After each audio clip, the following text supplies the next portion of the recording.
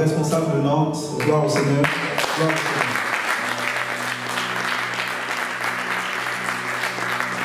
Gloire à Dieu. Ce matin, je méditais sur, dans mes temps de dévotionnel, de dévotion, je méditais sur l'importance d'aider. Ok, l'importance d'aider. Ce n'est pas mon message ce matin, mais j'étais tellement frappé par l'étude et j'étais tellement touché. Un homme de Dieu disait, c'était très choquant, ce qu'il disait, très choquant.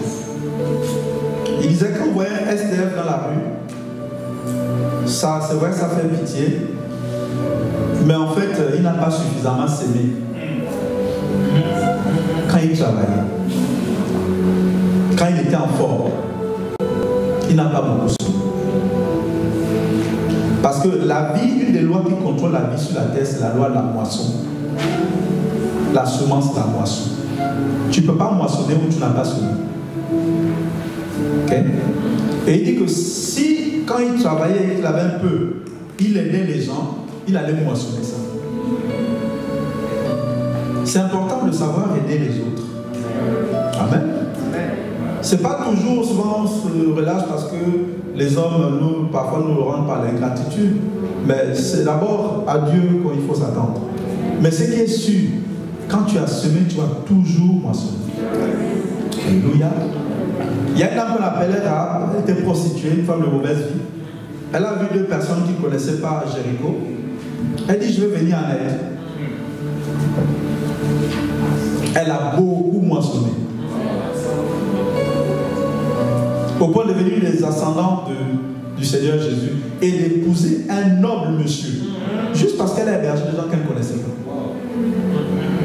Notre père dans la foi, Abraham, a vu des gens qui passaient à côté de chez lui. Elle dit, bon, j'ai quelque chose à manger à la maison, venez manger.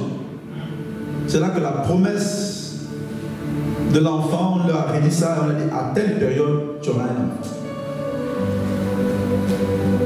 Ruth voulait juste aider une dame. Sa belle-mère venait de perdre son mari. Elle dit, bon, je vais juste l'aider. Elle a épousé un riche homme.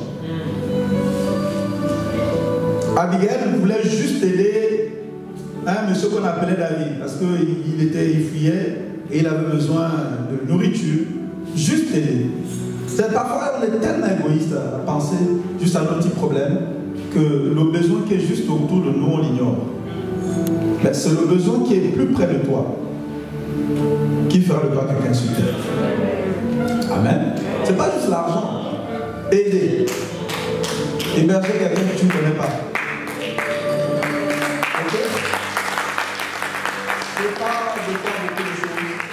C'est ton cœur. Aider. Juste aider. Alléluia. Et Dieu se souvient de ces choses-là. Gloire à Dieu. N'est-ce pas mon message ce matin? Nous sommes dans le mois de la consécration, la manifestation de la consécration, la puissance de Dieu dans la consécration. Il y a encore manifestation de la puissance de Dieu dans la consécration. Qui vient ici pour la première fois, venez pour la première fois, vous n'êtes jamais venu ici à l'église, à Nantes. Gloire à Dieu. Est-ce qu'on peut acclamer le Seigneur pour ces bien-aimés?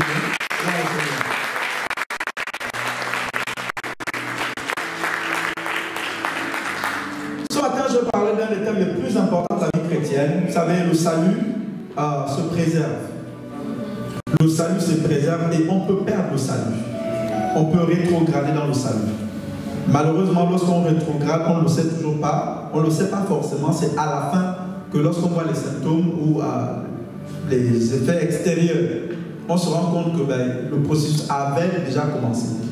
Et le message que je vais vous faire ce matin, c'est une série qu'on appelle les causes à rétrogradation spirituelle. C'est sûr qu'un préfet ne va pas vous prêcher ce message. Mais à l'église, un pasteur, un berger, un prédicateur est quelqu'un qui doit marcher en étant conscient de l'agenda de Dieu. Parce que je vous dis quelque chose qui est très surprenant sur terre. Les hommes ne marchent pas avec leur agenda, l'agenda de leur vie. Parce que quand on est, en fait, tu ne sais pas quand tu vas mourir. Ok? Donc ça fait qu'on bâtit des projets et des choses en ignorant totalement l'agenda de celui qui a créé ce qu'on est venu trouver là. Mais sachez que Dieu a son agenda à lui. Et s'il ne fallait que suivre l'agenda des nations, je ne sais pas comment la terre allait finir. Mais Dieu a un agenda. Tu veux peut-être te marier, tu vas avoir des enfants, tu as tellement de projets. Je vais te dire que Dieu a son agenda à lui. Amen. Tu veux peut-être devenir l'homme le plus sage, le plus intelligent, excellent de la terre. J'aimerais te rappeler ce matin que Dieu a un agenda. Ok? Et dans l'agenda de Dieu, ce qui va arriver là, c'est l'enlèvement de l'Église. C'est l'enlèvement de l'Église. J'espère que tu es conscient de l'enlèvement de l'Église. Mais la Bible dit qu'il en sera comme au temps de Noé. J'espère vraiment que le pourcentage de sauvés ne sera pas le même que le pourcentage des enlevés. J'espère vraiment. Parce qu'au temps de Noé, vous savez combien de personnes ont été sauvées? C'est compliqué, hein? C'est vraiment compliqué. Mais les hommes marchaient, le message du salut de l'arche passait, mais les gens n'étaient pas conscients parce qu'il y avait tellement d'activités qui occupaient les gens dans leur vanité. Mais quand Dieu a dit une chose, hein, soyez assurés que ça va arriver. Il a dit à Ève, il a dit à Adam, dès que tu manges, tu vas mourir. Ils ont mangé, ils ne sont pas morts sur le champ. Ça a duré, je crois, 900 ans. Ils sont quand même morts. Malgré le fait que Jésus soit revenu et nous ait sauvés, les gens meurent. Il n'en était pas ainsi à l'époque, enfin au commencement. Ok? Et au temps de Noé, c'était pareil. Ah, mais ton déluge là, ça vient quand, ça vient quand, ça vient quand, ça vient quand. Ça finit par venir. L'enlèvement, ça a commencé depuis le temps des premiers apôtres.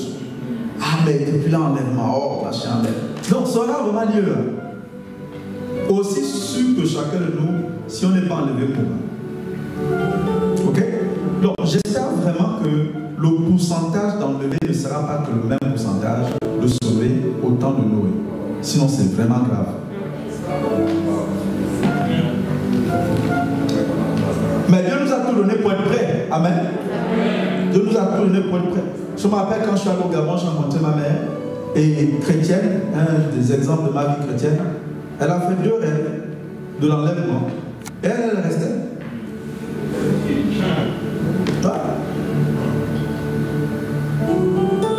Dieu s'en fout de nos beaux visages. Il te donne la parole et le Saint-Esprit pour qu'on soit prêt. Amen. Vous pensez que les 10 vierges pensaient que les 5 folles étaient conscientes que là, ils avaient rétrogradé? Ok? Parfois, là où nous manifeste la pitié, l'amour, ce n'est pas la pitié. La compassion, ce n'est pas l'apitoiement, en fait. La compassion, lui, est basée sur les Saintes Écritures. Basée sur la vérité, pas sur quelque chose d'émotionnel ou sentimental. Non. Alléluia. Donc, c'est pour ça que c'est important qu'en tant que pasteur berger, je vous prépare à l'enlèvement. Je vous prépare au fait que c'est possible que l'enlèvement ait lieu dans ta génération, dans celle de tes enfants ou des enfants de tes enfants. C'est important de rappeler que le salut n'est pas quelque chose d'acquis. Tu es sauvé et puis c'est un cachot.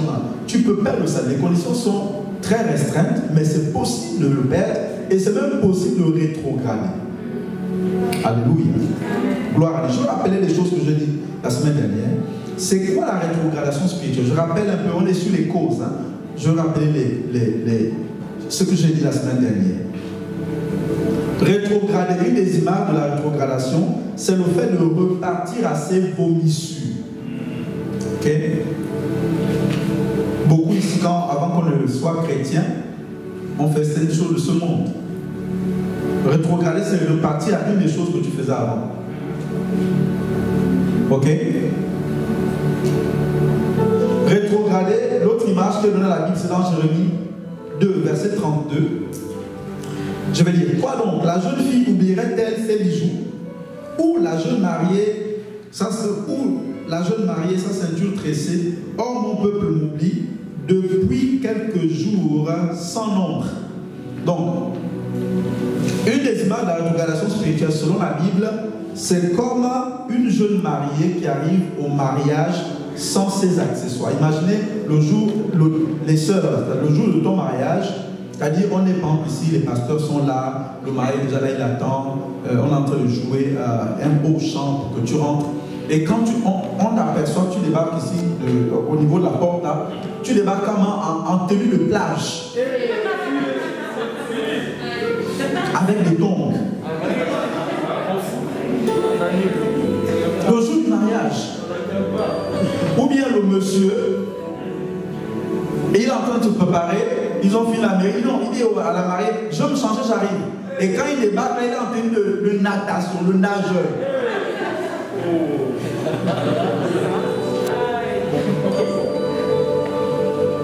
C'est ça un peu l'image.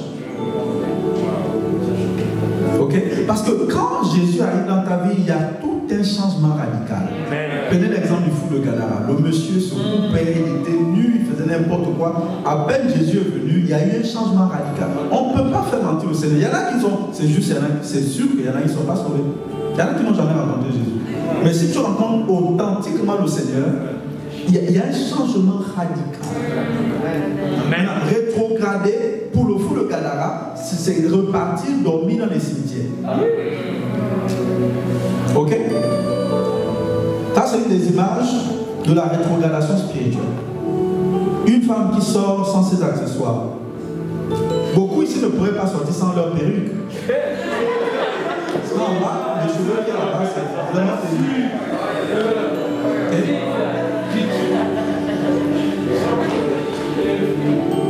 Alors, c'est quoi la rétrogradation spirituelle? La rétrogradation spirituelle, c'est perdre ou reculer dans son amour pour Dieu. Perdre ou reculer dans son amour pour Dieu. Rétrograder, ce n'est pas d'abord quitter l'église ou quitter un réseau, quitter le GR. Non, rétrograder, c'est d'abord quitter la personne de Dieu. Ok? Lorsque ton temps personnel avec Dieu recule, tu n'as plus le temps d'aller prier le Seigneur en secret. Tu n'as plus le temps d'adorer en secret, de lire ta Bible en secret. Tu as déjà rétrogradé. Ce n'est pas lorsqu'on te voit dans le tram en train de fumer du shit. Tu as rétrogradé bien avant. C'est bien avant que tu as rétrogradé. Ok? Parce que la Bible dit que c'est en lui que nous avons la vie, le mouvement et l'être.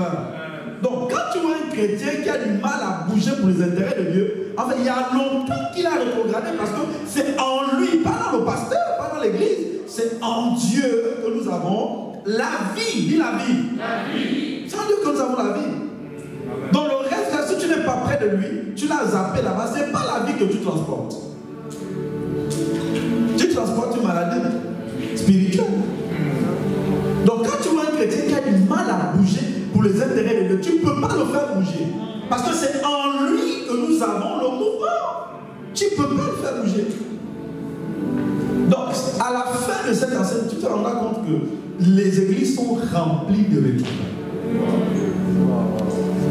Ok? Ce message est pour les chrétiens et pour les leaders chrétiens.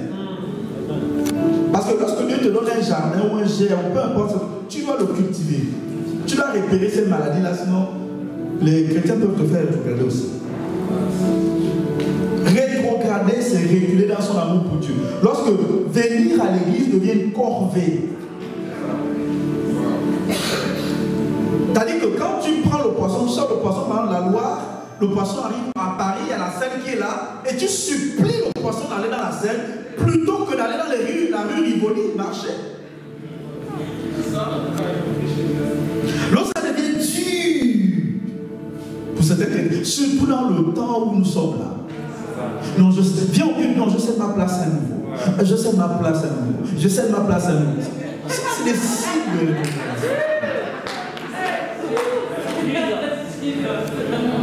parce que quand la personne cède sa place à un nouveau, la personne n'est pas en train de passer du temps avec Dieu. On verrait des signes, des miracles et des prodiges. Tu ne peux pas passer plus de temps avec Dieu et être incognito dans la Bible. Non. Un vrai chrétien, quand il est quelque part, la première chose qu'il cherche, c'est la présence de Dieu. La présence. La présence de Dieu. Ok?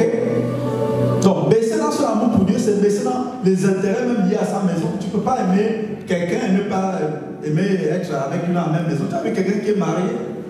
Et puis non, toi tu habites à l'est, moi je suis à l'ouest. Donc, baisser dans son amour pour Dieu fera en sorte que même les choses de la maison de Dieu, ça ne t'intéresse plus. Ok? C'est ça la raison spirituelle. Mais je vais appeler les causes. La première cause qu'on a vue, c'est important de connaître les causes, lutter contre ces causes-là, sinon ça peut amener très loin. La première cause qu'on a vue, c'est le manque de profondeur. Ok? Beaucoup de ceux qui viennent au Seigneur sont parfois authentiquement sauvés, mais ils ne recherchent pas la profondeur. Ils restent là et ils pensent que tout va bien. Non, tout ne va pas bien. Il faut que tu t'enracines dans la présence de Dieu. Il faut que tu aies des racines dans Dieu. Sinon tu vas rester superficiel et les épreuves viendront. Et quand les épreuves viendront, si tu n'as pas de racines, tu vas reculer. Le manque de profondeur. Et je rigolais la dernière fois à Nantes, à Rennes. Je disais qu'il suffit de prendre les photos des églises. Il y a 5 ans avant, vous allez voir. Et quelqu'un m'a envoyé en semaine, juste après le culte. Il dit, ah, mais pas ce que tu disais, ma frère. Il m'a envoyé une photo d'un séminaire à Rennes avec l'apôtre. Il est en train de prêcher, elle avait qui criait, yes, yeah. Beaucoup de gens même dans une église. Certains te chantent.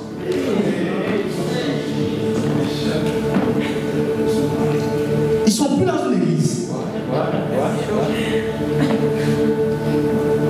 Pour information, Hitler aussi était chanteur.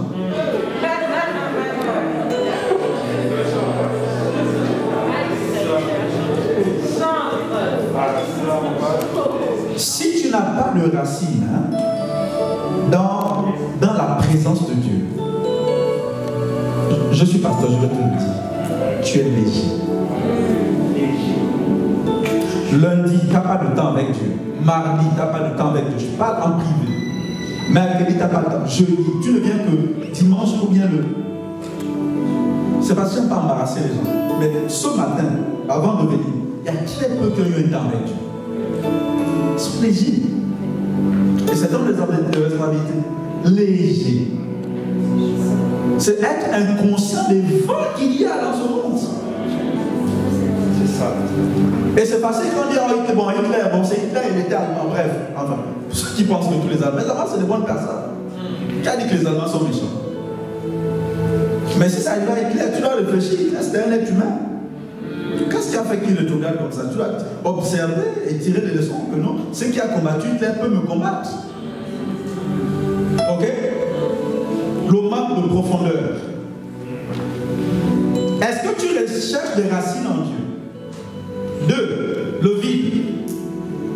Deuxième cause de la rétrogradation, le vide.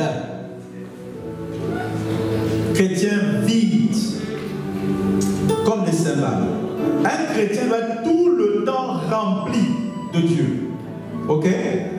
Il y a un autre matériau dont il faut être constamment rempli, c'est l'huile. J'aime comment Emma a prêché à Nantes, à Rennes ce matin, l'importance du pressoir.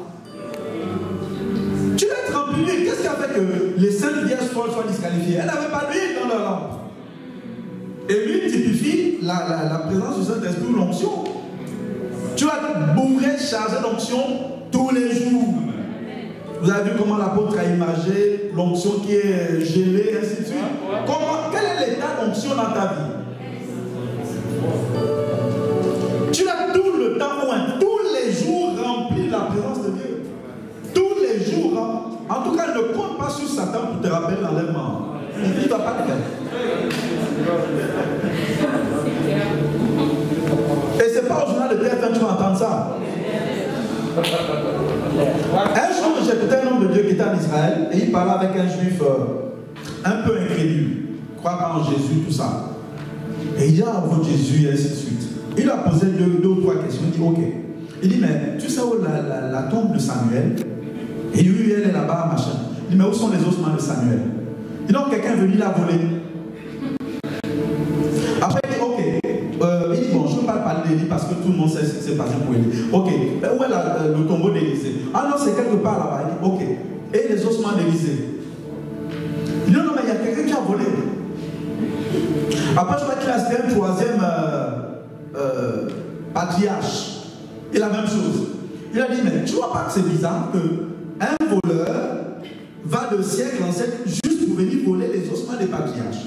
Il dit, bon, regarde, moi je vais te dire ce qui s'est passé. Hein, parce que dans la Bible, il dit, le jour où Jésus est mort, il est dans le tombeau. Quand il est ressuscité, tous les gaillards là sont montés avec lui. Donc les corps sont montés. Je dis, tu ne vas plus jamais retrouver les ossements de gaillards.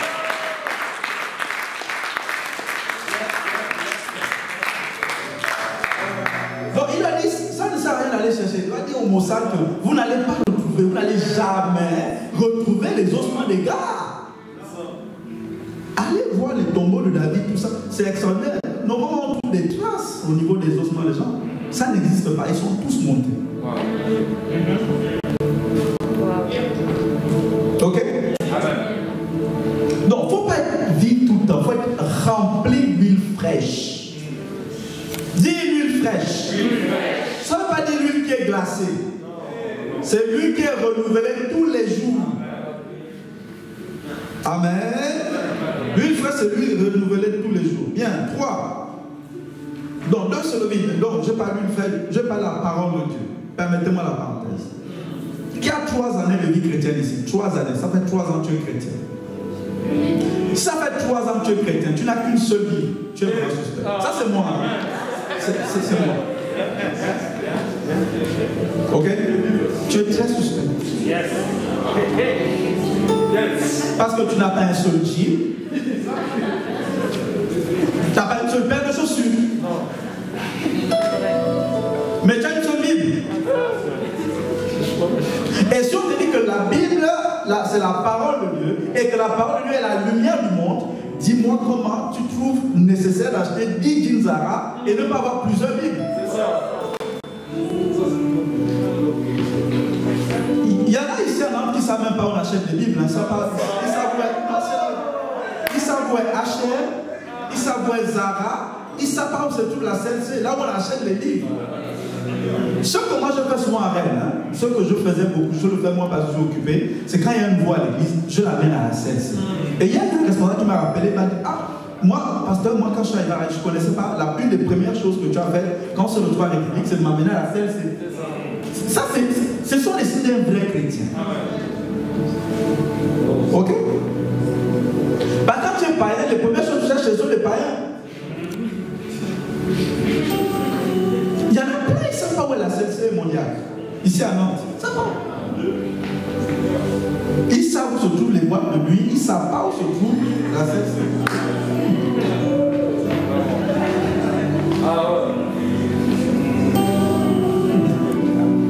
La troisième cause de la rétrogradation spirituelle, c'est, si vous avez suivi, c'était quoi la troisième cause? Les Nantais.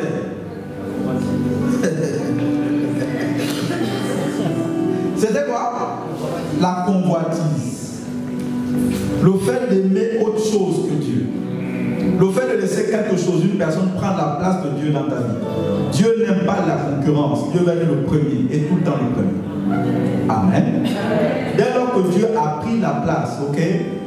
Quand c'est Madeleine qui a pris la place de Dieu dans ta vie, Grégoire, Jérôme, c'est pas normal. Ok?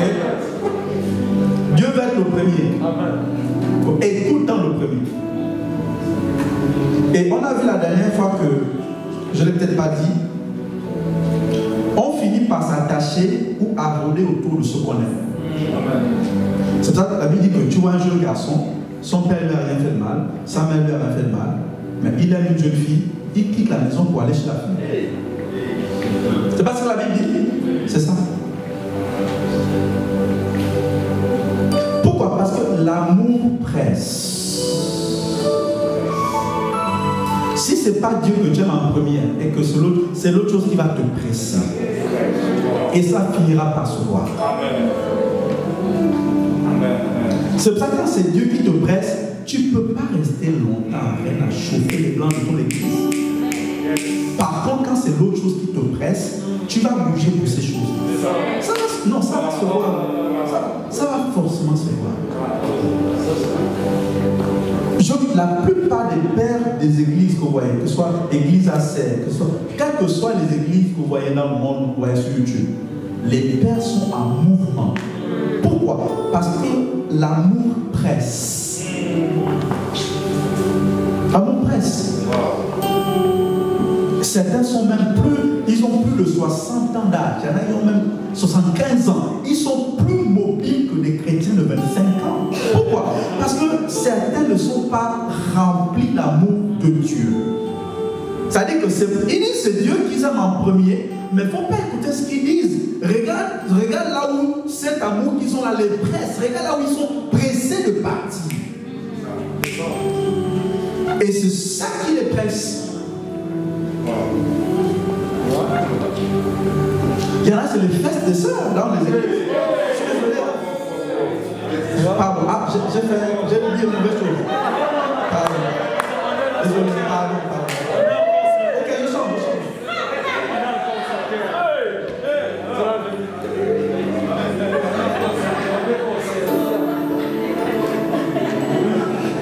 Bon, qu'est-ce qui te presse? C'est quoi qui te presse? Quand tu vas à Paris, tu es pressé par quoi? Pour renouveler ton passeport. C'est pas ça l'amour de Dieu.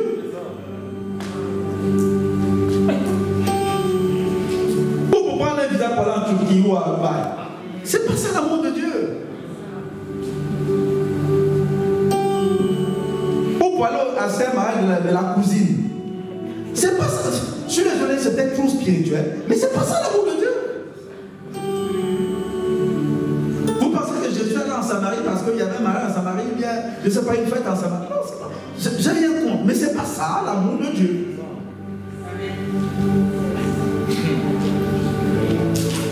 J'ai toujours habité Rennes et Nantes ne m'intéressait pas du tout. Toujours. Ce qui m'a mené à Nantes, c'est l'amour de Dieu. Amen.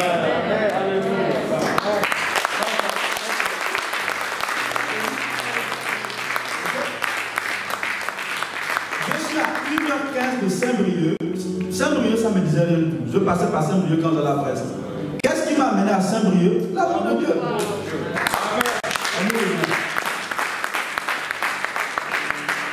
Donc, je ne dis pas que tu n'aimes pas Dieu, mais tu es peu profond dans ton amour pour Dieu. Et ce qui te presse, c'est pas l'amour de Dieu en premier. Et il faut être très humble en fait pour accepter ça comme vérité. Il faut être très humble. Mais si tu es rempli de toi-même, tu as dit non, c'est juste la prétention. Non, j'aime Dieu quand même. Dieu sait.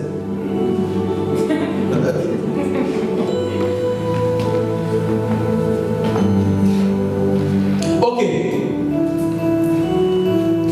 Parce que quand tu aimes, tu finis par tout quitter et t'attacher à la personne que tu aimes. L'amour te met en mouvement parce que l'amour te presse. L'amour te met en mouvement parce que l'amour te presse. Ok, je vois deux causes aujourd'hui de la rétrogradation spirituelle. Donnez-moi un peu de temps. Deux causes.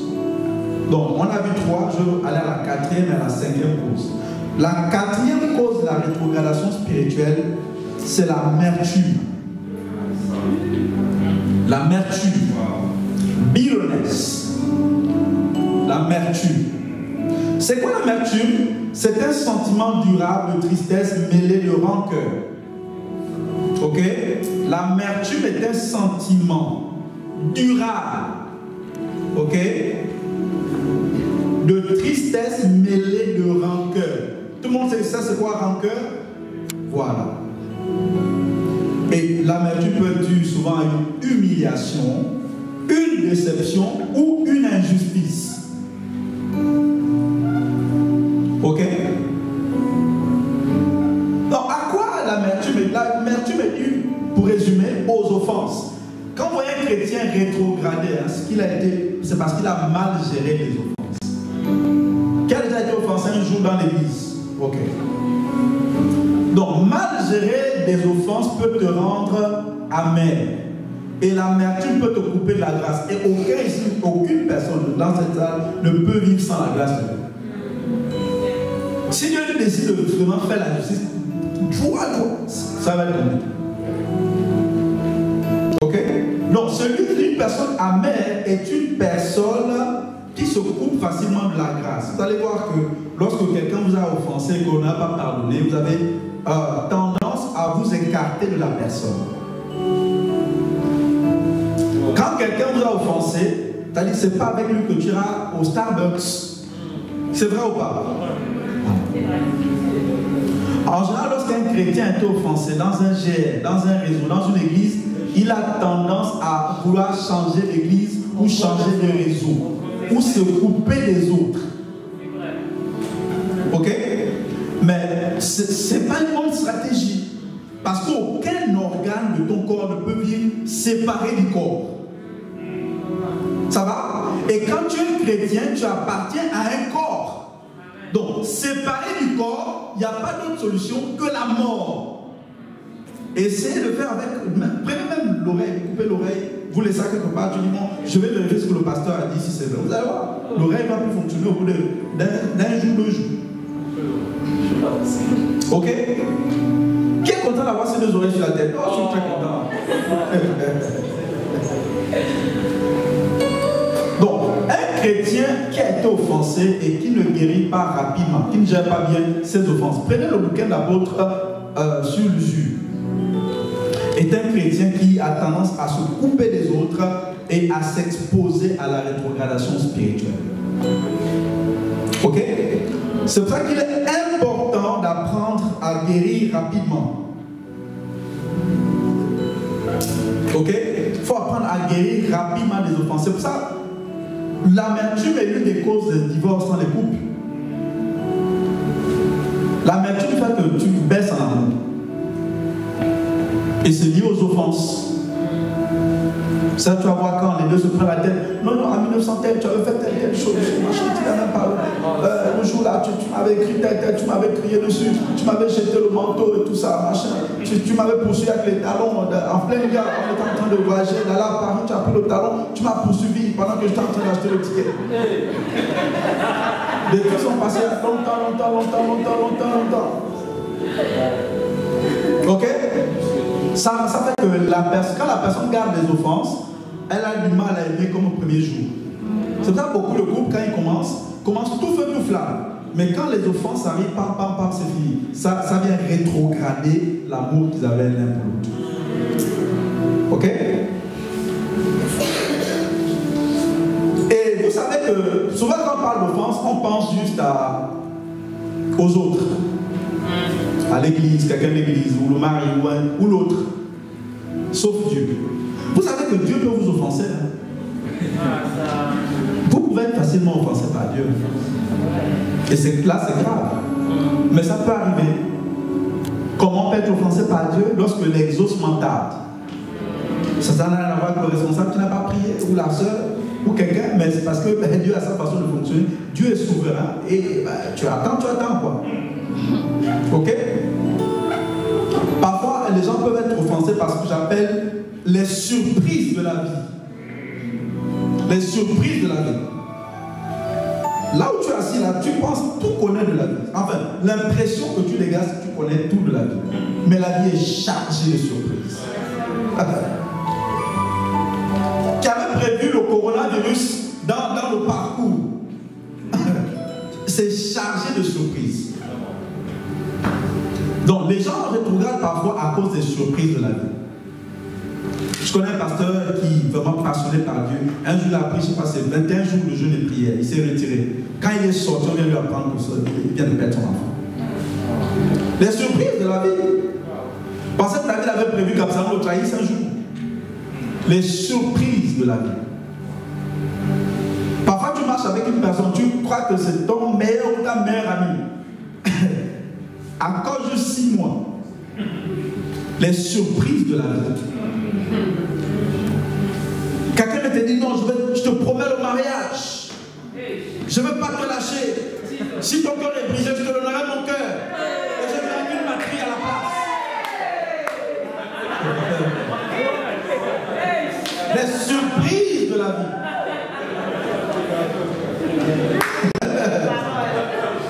Les surprises.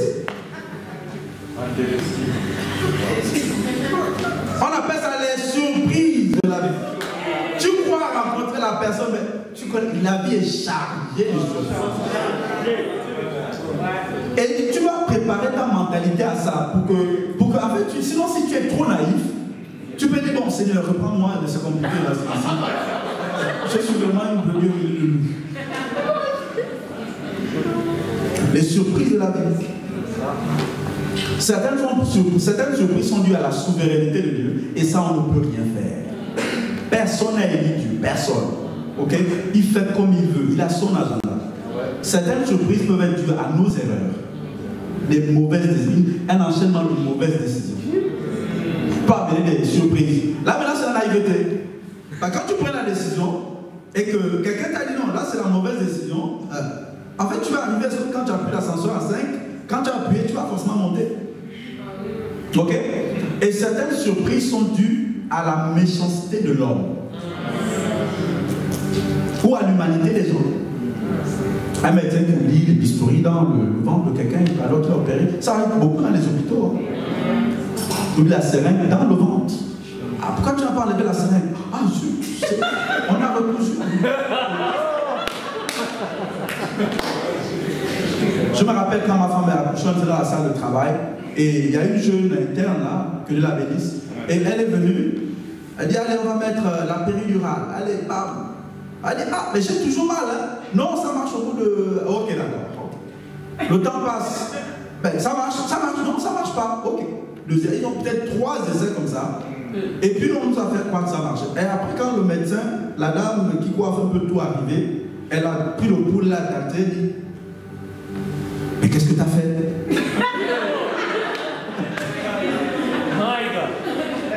Après l'interne a dit ben écoutez madame, vous savez, je crois que vous allez accoucher sans péridurale. Il y avait ma belle-mère à côté. Vous pouvez répéter ce que vous avez dit?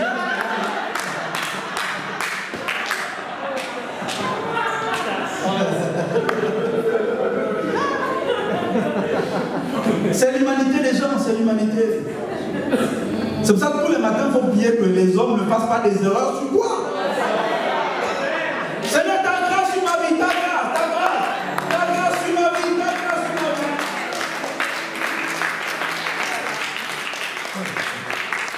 Les gens que tu vois en costume cravate, tu ne sais pas ce qu'ils ont dans la tête. Un jour, il y a un pilote allemand, il ne sait pas de quel pays partait. Il a pris des gens, une centaine de personnes, quelque part à Clermont-Ferrand là-bas. Je ne sais pas ce qui s'est passé, ou sa femme l'a plaqué ou quelque chose. Il dit bon, on descend tous, on descend en bas là-bas, dans les Alpes. Aucun survivant. Un coup de tête. Donc quand tu te lèves le matin, Seigneur, ta grâce. Tu ne sais pas ce que le chauffeur du tram peut faire. Tu me diras, oh non, le tram va doucement. Tu sais comment le tram va?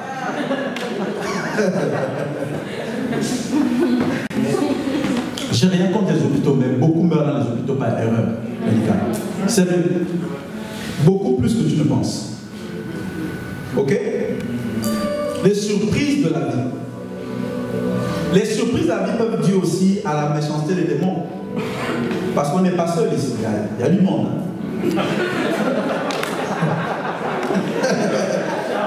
Il y a du monde, c'est chargé ici, c'est chargé. Donc, quand tu sors le matin, tu vérifies si ton vernis est bien mis. Ok, vérifie aussi l'atmosphère spirituelle. Parce que tu n'es pas seul. Vérifie toi. Okay? Et vous savez, même quand on est pasteur, on peut tomber dans l'amertume. Hein? Béni disait que 9 pasteurs sur 10 tombent dans le découragement et abandonnent. Oui. À cause de lui. Vous savez, quand vous êtes parent, si Dieu ne vous a pas de patience, vous pouvez craquer. Parce qu'en tant que parent, vous connaissez un peu les réalités de la vie. Mais un enfant, il faut tout lui apprendre. Ça lui demande beaucoup d'attention. Il faut répéter tout le temps et ça peut vraiment vous fatiguer. Quand vous êtes berger, vous pouvez être fatigué par l'immaturité des chrétiens. Ça peut vraiment vous fatiguer. C'est-à-dire que vous regardez, vous avez l'expérience de la vie chrétienne, vous regardez comment certains se comportent, comme dit souvent le père de l'apôtre, certains se comportent comme des maudits, quoi. Non, c'est vrai. Mais pourquoi il fait ça?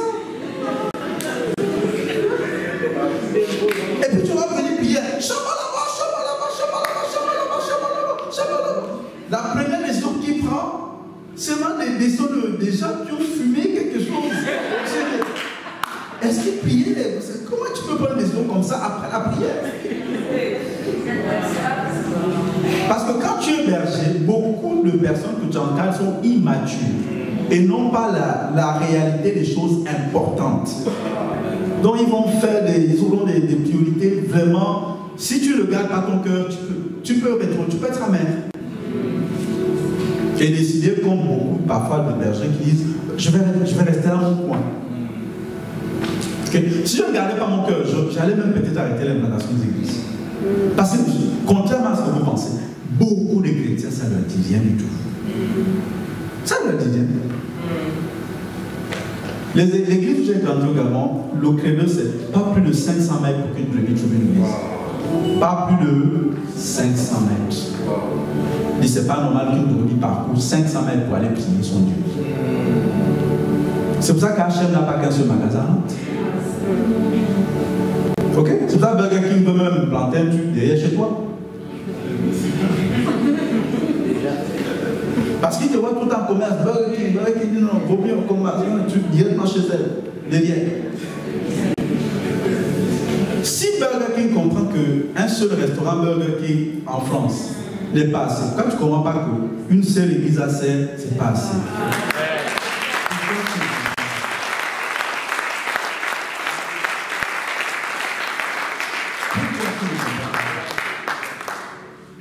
Pourquoi tu ne comprends pas ça? Donc si je m'arrêtais à certaines réalités, je dis ok, je fais comme tout le monde, je m'assois à Rennes, je regarde mon culte, ou bien je prêche, quand je finis, je rentre chez moi. Mais je me suis dit non, c'est la façon dont tu me places là, je serai seul à rendre les comptes. Donc je vais y aller. Ok? Appuyons sur la parole.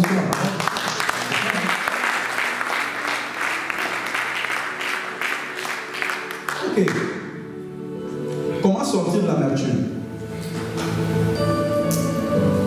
La majorité des chrétiens qui ont quitté les églises, qui ont abandonné le Seigneur, ont été offensés, d'une manière ou d'une autre. Alors, comment tu sors de l'amertume? La première chose pour sortir de l'amertume, c'est que tu vas te souvenir que toi-même tu es un offenseur. Ok? Qui a déjà blessé quelqu'un par inadvertance ou exprès? Y compris moi-même. Donc, quand tu sais que toi-même tu as été un offenseur, tu ne peux pas te fâcher quand l'autre offense. Je me souviens au Gabon, quand j'étais au campus, c'est comme ça en Afrique, hein, pour les voleurs. Il y a un gars qui était venu voler, je ne sais plus, au campus, et ils l'ont arrêté. Et en Afrique en général, hein, ici on ne fait pas ça, et c'est pas bien. Mais quand on arrête un voleur, c'est vraiment un sale cadre qu'on fait ça. Les gens testent tout ce qui est méchant sur le voleur. L'aiguille, on va regarder. Oui, non, la dernière fois, il y avait un voleur attrapé, on a mis l'aiguille, machin, ok, ils essaient tout, le pétrole dans l'oreille, tout ça, bref. Mais des trucs terribles. Donc ils l'ont frappé, bien sûr, et il y avait la foule, quoi.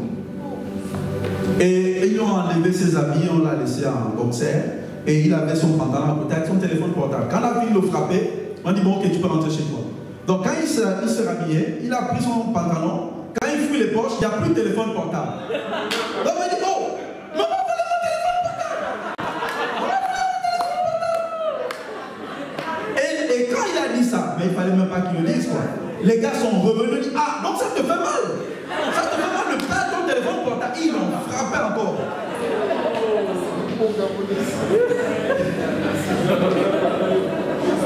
Donc parfois on fait ça avec Dieu. C'est-à-dire toi-même tu es champion pour offenser les autres.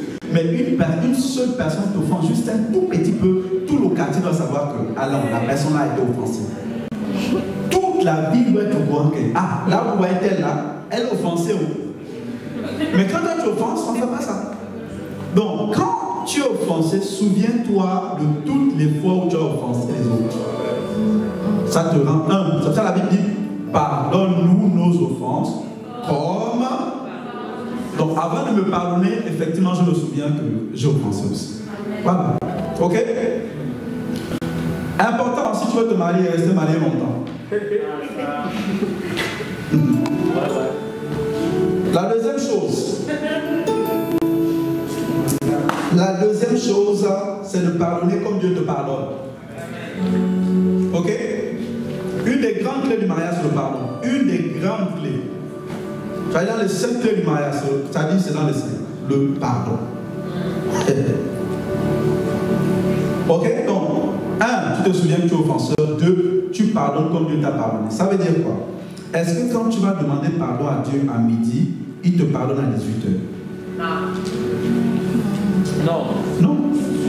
Est-ce que quand tu demandes pardon à Dieu le matin, il te dit, ce que tu as fait là? Non. Même David, non. Là, tu as dépassé la vie. Tu as dépassé ta vie, ma fille. Non. 2 jours. Je reviens dans 2 jours, parce que là, non. Ok? Te pardonne, séance de non. Donc, quand ton responsable t'a offensé, pourquoi tu attends une semaine? Ok, quand Dieu te pardonne, il s'occupe de toi. Dieu te moule quand tu as fini de faire tes bêtises. Genre, quand tu viens prier, Dieu répond-moi non. Il t'a fait ça?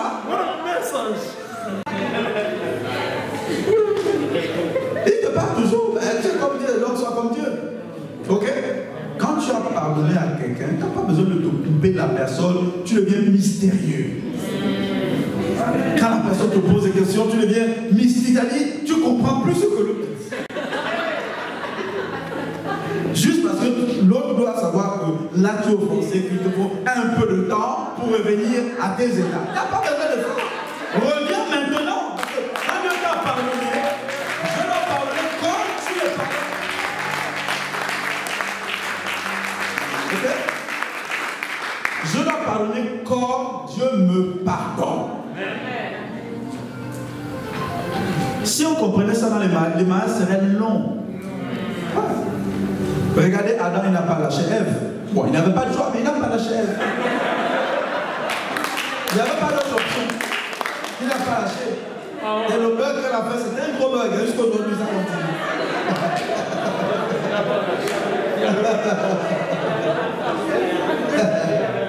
Il a dit non, bon, c'est pas grave, on va rester comme ça. On a foutu bazar, mais bon, ferme les yeux. Il n'a pas lâché sa femme, il était là. Ok? Bon, pourquoi tu veux te barrer de la maison? Pourquoi tu veux te barrer de la maison? Il y a une jeune mariée que je suis un jour, elle s'est pris la tête avec son mari, puis elle s'est barrée, elle a quitté la ville, elle se retrouve à l'autre. Parce que c'est bon, je ne rentre plus à la maison. Hein?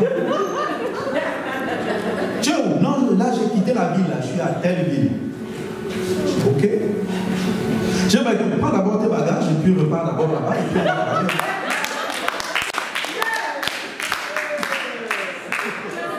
Repars d'abord là-bas. On va parler après. Donc je ne peux plus oublier, je ne peux plus. Quand tu découvres des mots, tu découvres qu'il y a un langage souterrain. Le langage là, c'est pas quand on est ici à l'église. Parce que ça va, tu veux. C'est pas ça, il y a un langage souterrain. Je ne peux plus le blairer, je ne peux plus le blairer. Je ne sais pas grave, prends d'abord tous les bagages et puis repars d'abord, reviens à la Bible. Si tu as demandé de sortir de la Bible. Elle a refait ses bagages. Elle est repartie. Après j'ai appelé monsieur, elle est là? Oui, non, elle est là.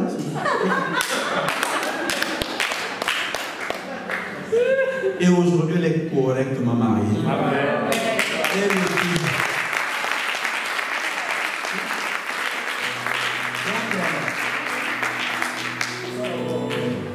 C'est pas bon de lire la vie avec les yeux de la chair.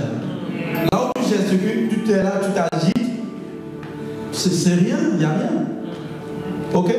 Il y a des choses du mariage, il n'y a pas besoin de s'alarmer, c'est lié à l'humanité. Tu es là où tu cries. Quelqu'un qui a l'expérience vient et dit, oh, mais c'est comme ça. Elle te dit, c'est comme ça. Gloire à Dieu. J'aime ce que ce pasteur ivoirien disait en parlant des femmes. J'ai beaucoup aimé ce qu'il disait. C'était vraiment drôle. Il disait à un jeune mari, il dit, mais tu sais, monsieur, regarde, tu vois pas femme, on écrit ça F-E-2-F-E. Et les autres, on lit flemme. On aurait dû dire femme, mais apparemment on doit dire femme. Bon, quand le nom de quelqu'un commence comme ça déjà, on ne lit pas ça comme les autres. Tu vois que c'est bizarre. Faut pas dire comme ça. Et il est masculin parce qu'en anglais c'est woman. Et où c'est qui? Donc, c'est le nom de quelqu'un.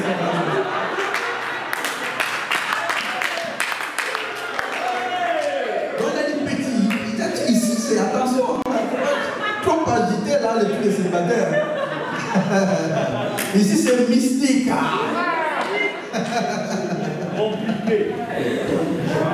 Non, il y a des choses, il ne faut pas te prendre la tête avec les femmes. Il ne faut pas te prendre la tête. C'est pour ça que quand certains célibataires se marient, ils ont ce que j'appelle les réflexes célibataires. Les jeunes mariés ont beaucoup de réflexes célibataires.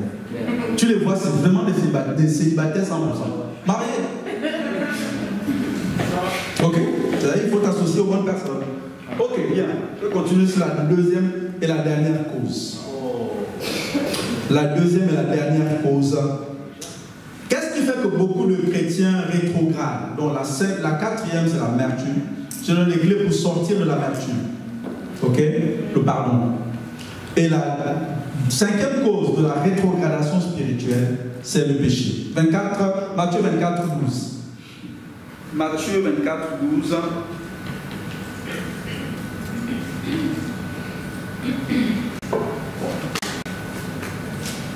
Matthieu 24, 12.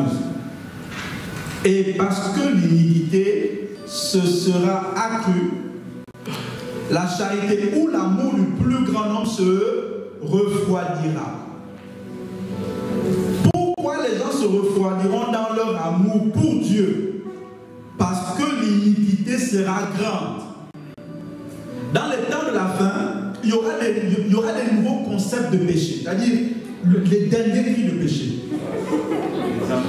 Et le péché au bout, au début du péché a toujours un plaisir, mais à la fin c'est la mort. C'est toujours comme ça le péché. Demandez à Ève, enfin demandez aux femmes, c'était comme ça. Donc parce que il y aura de nouveaux concepts de péché. Il dit le plus grand, il n'a pas dit la moitié, il dit le plus grand nombre. C'est pour ça que je prie vraiment que le pourcentage d'enlever ne sera pas le même qu'au temps de l'enlever. Ça, c'est ma prière. Mais ça, c'est le temps de la fin que Jésus dit là. Ça. Matthieu 24, c'est l'eschatologie. Tout le chapitre, c'est eschatologique. C'est-à-dire les choses qui se passeront à la fin. Il dit, le péché sera grand.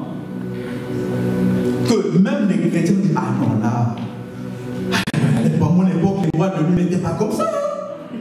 On danse même maintenant robotiquement. À l'époque, on dansait un peu de façon. Mais là, maintenant, c'est robotiquement. Je dis, oh, Seigneur! Donc, le péché sera tellement grand que les gens vont backslide. Le péché fait en sorte que les gens se refroidissent. La majorité des chrétiens rétrogradent parce qu'ils ont des vices cachés. Beaucoup. Beaucoup de chrétiens que vous voyez rétrograder, quitter le réseau, quitter l'église, quitter l'assemblée, et ne plus avoir d'assemblée, c'est juste parce qu'ils ne sont pas honnêtes avec eux-mêmes. Ils sont remplis de vices.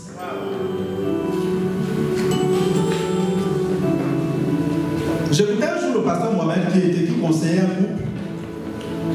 Et le mari était là et avec sa dulcinée.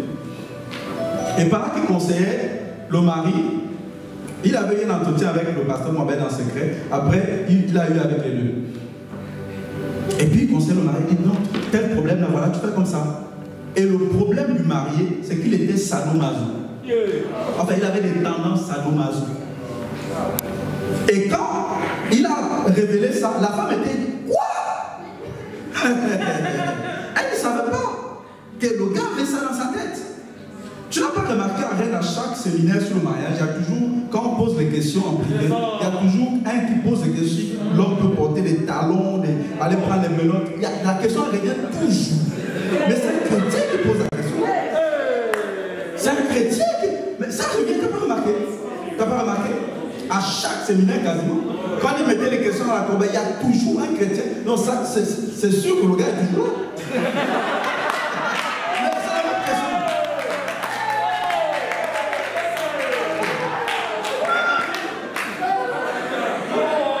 Et la porte dit non, les menottes, laisse les menottes là-bas, laisse les menottes. C'est pour les gendarmes, laisse-les, c'est pour les femmes policiers, laisse les menottes. Les talons, c'est pour les femmes, laisse les talons faire. Laisse les talons.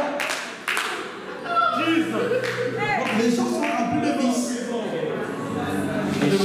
La plupart des chrétiens qui rétrogradent sont bourrés de vices. Sont bourrés de vices. Je connais un jeune chrétien qui s'était marié et il voulait pimenter sa vie sexuelle avec sa femme. Il allait se charger de films pornographiques.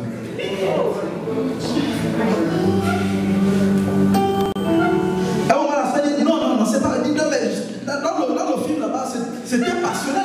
Non, ne sais que tu fais là des paroles. Chrétien. Donc certains, je n'ai pas envie de choquer quelqu'un ou embarrasser quelqu'un, mais quand il y a des vices qui te trottent dans la tête, hein, tu dois les régler. Parce que c'est les mêmes vices là qui t'amènent à rétrograder. Les vices de masturbation, surtout les jeunes garçons. Les vices de masturbation. Il faut les traiter rapidement. Va voir un grand frère. C'est compliqué là. Quand je dors, l'hiver approche, on est bientôt en septembre. Ah, mon temps. Tu m'avais conseillé d'acheter une couette Ikea. La couette Ikea là. Ah, ça devient dur vraiment. Va voir un grand frère. Je connais beaucoup les réseaux qui ont aidé certains à sortir de la masturbation. Va voir, ne reste pas là en train d'être pressé par des vices. Et puis tu arrives à l'église, tu sais, tu dis non, calmez-vous, pardonnez la présence de Dieu.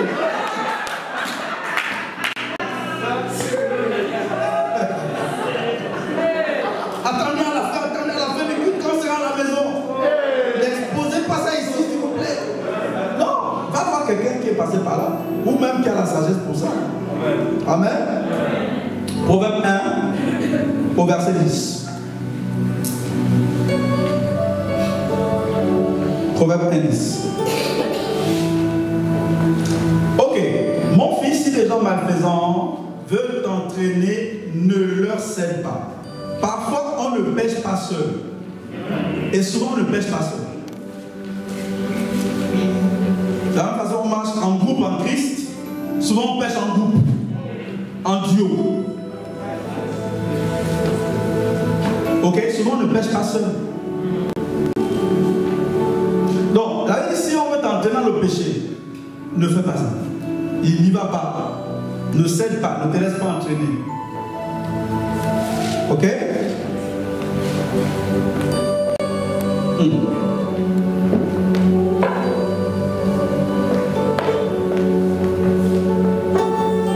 Ne cède pas, résiste. Amen. Souvent je dis, si tu marches avec un fornicateur, tu deviendras fornicateur. Si tu marches avec le sage, tu deviendras. Tu n'es pas sage, mais tu deviendras sage. Ok? Donc, tu dois soigner ça, tu dois faire attention à ça. Aux personnes qui veulent t'embarquer dans les vices. Ok?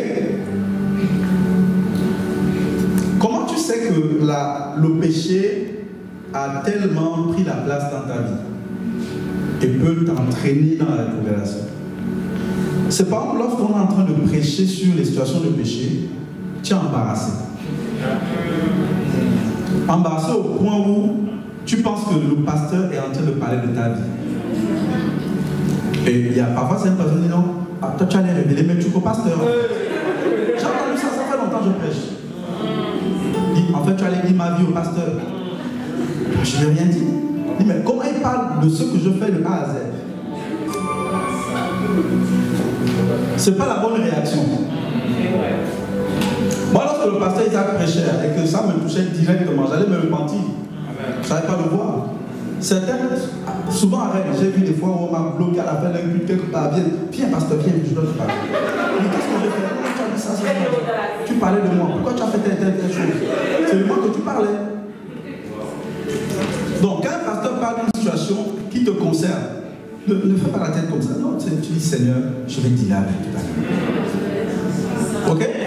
Tu fais pas, tu es embarrassé et puis tu dis non, là il est en train de parler de ma vie. Donc, mal réagir lorsque la parole de Dieu est prêchée sur une situation que tu vis, ce n'est pas la bonne réaction.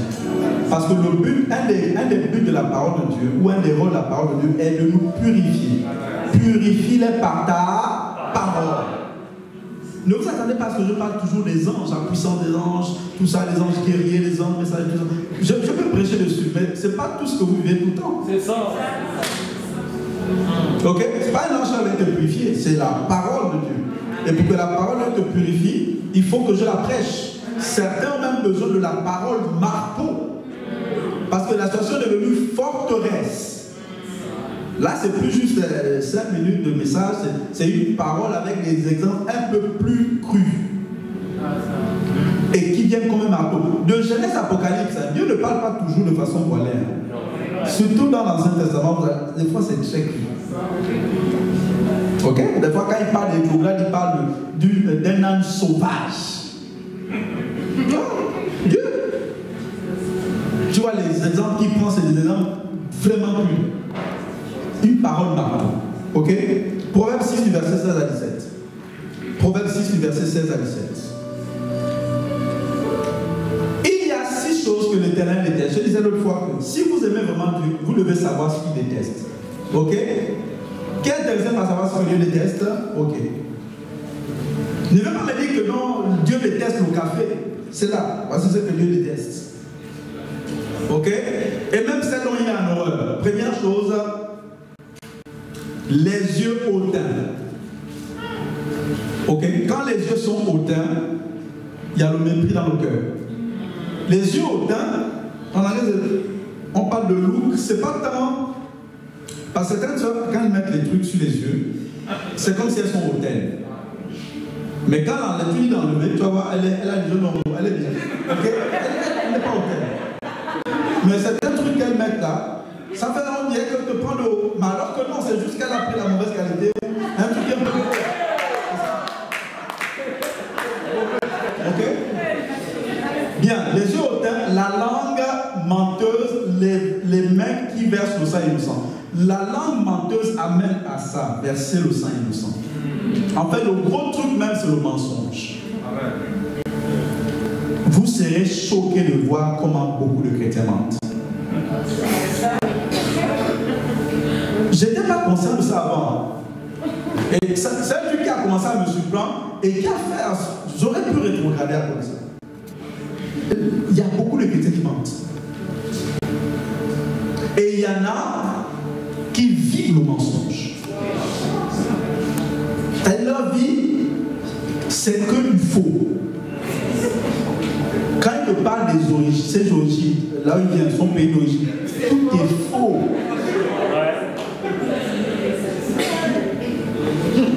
Non, mes parents avant ils bossaient avec Angelina Jolie. Elle dit tout est faux. Leur âge est faux. Bon, c'est pas mauvais. Je ne vais embarrasser personne. Hein. Pour des raisons de papier, il n'y a pas de problème. Ok, ceux qui veulent jouer souvent au foot, en général, ils arrivent, ils viennent du pays, ils arrivent ici en France, on les met avec les moins de 15 ans. Et là, il y a moins de 15 ans. Sa copine a 21 ans. Moins de 15 ans. C'est-à-dire quand ils se retrouvent avec les moins de 15 ans, les histoires qui parlent avec les gars de moins de 15 ans, les petits ne comprennent rien. Mes collègues, c'est comme leurs collègues. Quand les petits parlent de leurs histoires, ils sont venus dire, mais vous m'ennuyez avec vos histoires. Le gars il a moins de 15 ans.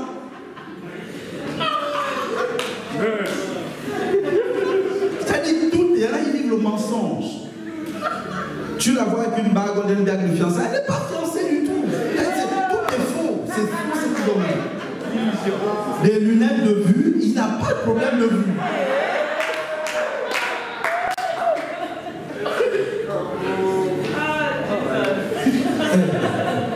La première fois que tu verras quelqu'un a des lunettes de vue, c'est pas qu'il a un problème de vue. Il y en a, ils mettent ça juste pour le fun. Tout est faux. La vie spirituelle est fausse. Pourquoi? Parce que ce n'est basé que sur le visible. C'est ici, il fait les chabayas, tout ça. Quand il rentre à la maison, c'est pas ça. Ok? La première fois que je suis arrivé à Sèvres, une des premières fois, c'était avec le retrait. Et je suis sorti du culte. Il y avait un frère qui était au multimédia à l'époque, à Rennes. Un moment, quand je suis sorti pour aller prendre le bus derrière le Léon Bourgeois, le gars, il a pris le cou de sa fiancée comme ça, il a coincé ça sur le mur comme ça. J'étais tellement choqué. Frère, j'étais choqué. J'ai dit, oh, on n'est même pas encore à 200 mètres de l'église. Le gars était pieux au multimédia. J'étais loin de penser qu'il pouvait faire du pareil. J'ai dit, mais comment il a fait ça? Et la fille était là, elle se défendait. Après, c'est plus comment ça s'est terminé. J'étais tellement choqué que j'ai dû partir.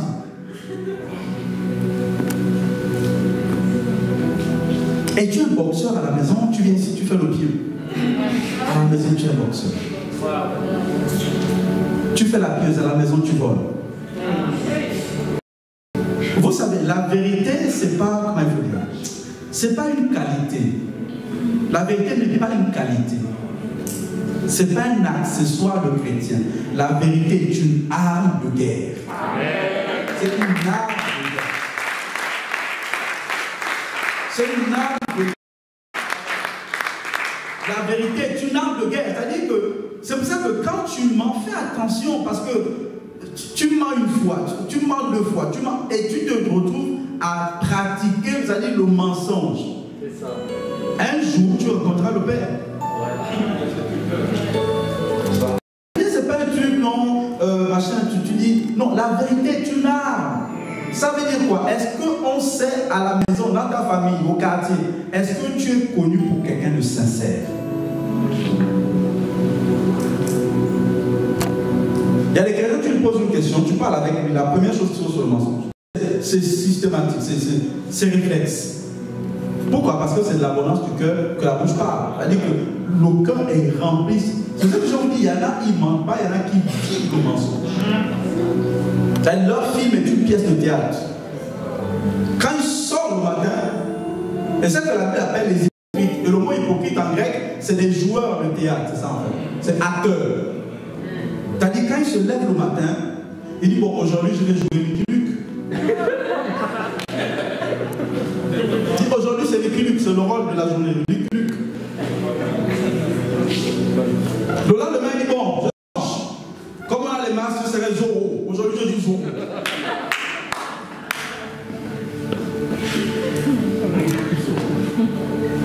Est-ce que tu es un joueur, un comédien? Tout ce que tu fais, tu arrives à l'église, tu dis je vais jouer au chrétien ou jouer au prêtre. Après quand tu rentres, tu joues, c'est une autre scène. C'est ça vivre le mensonge. Ok? Sois comme tu es à l'église et à la maison. Ok? Sois quelqu'un d'honnête et sincère. Vous savez, il y a beaucoup de chrétiens, tu ne peux pas faire des affaires avec eux. Tu ne peux pas faire les affaires avec eux. Ils sont remplis de malhonnêteté. Quand il te dit, bon, les 5 euros que tu m'as donné dans 2 mois, il ne sait pas dans 2 mois, il va te rendre ça. Sa mère faisait les affaires. Un jour, à la fin du culte, elle est venue voir, non, parce qu'il faut venir résoudre le problème. Il disait, non, la soeur, ça fait plus de 6 mois, elle me donne de l'argent. Chrétien.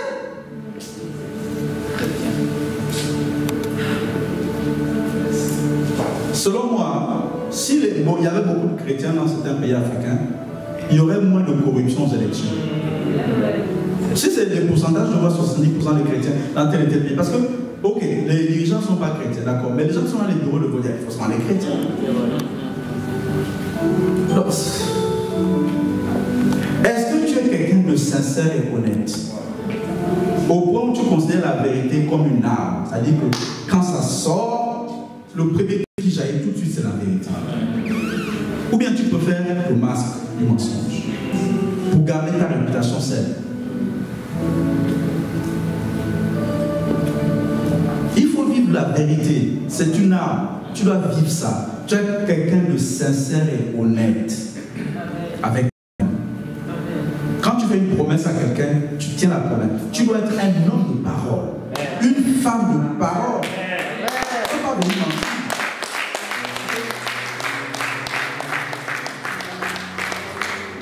Tu peux parler voir une soeur, tu dis non, je t'épouse dans 6 mois. 2 mois, 6 mois, je t'épouse. 2 mois après, tu vas voir une autre soeur. Attends-moi maintenant. Je t'épouse. Tu chantes. Après, tu vas voir une autre soeur. Non, toi, non, ça c'est un mot. Rien n'est fait. Ça veut dire quoi? Ça veut dire que le mensonge est assis dans ta vie. Ok? Et il y a un combat. Je parle de combat à faire contre le mensonge. Mais la Bible dit ceux qui connaîtront la vérité les a. Franchement, il faut connaître la vérité. Bien, je vous donne une astuce par rapport au péché. Et on va prier. Lorsque tu luttes contre le péché, il ne faut pas lutter contre les conséquences ou les effets du péché. J'aime l'image que ce pasteur a donnée. Il dit, tu prends par exemple l'usine H&M. Si tu te bats contre des magasins H&M et que l'usine existe toujours, tu frappes dans le vent. Si tu viens brûler H&M dans H&M tel et que l'usine H&M qui est en Chine, là où on fabrique les vêtements H&M, tu ne vas pas réussir. Parce que tant que l'usine fonctionne, il y aura toujours des produits H&M. Ok? Donc, c'est ça beaucoup de chrétiens perdent dans la bataille contre les vices et les péchés. Parce qu'ils vont frapper dans les succursales, les magasins. Je vais neutraliser ça. Non, c'est pas là qu'il faut frapper. C'est pour ça que Dieu, de ceux qui est des pécheurs, il pardonne, mais de l'usine, il tue. Je répète, pour les pécheurs, quand il vient, il pardonne. Parce que ça, c'est les succursales. Mais l'usine, la fabrique, il tue.